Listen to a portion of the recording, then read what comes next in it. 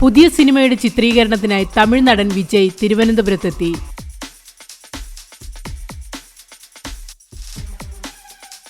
ആരാധകർ കാത്തിരുന്ന ഗോട്ടിന്റെ ക്ലൈമാക്സ് ചിത്രീകരണത്തിനായാണ് വിജയ് തലസ്ഥാനത്തെത്തിയത്.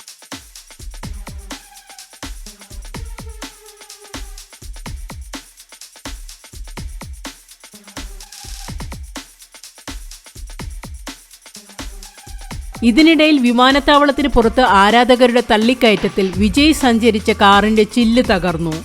വാഹനവ്യൂഹം പുറത്തേക്കിറങ്ങിയപ്പോൾ ആരാധകർ ആവേശത്തോടെ ചാടി വീഴുകയായിരുന്നു.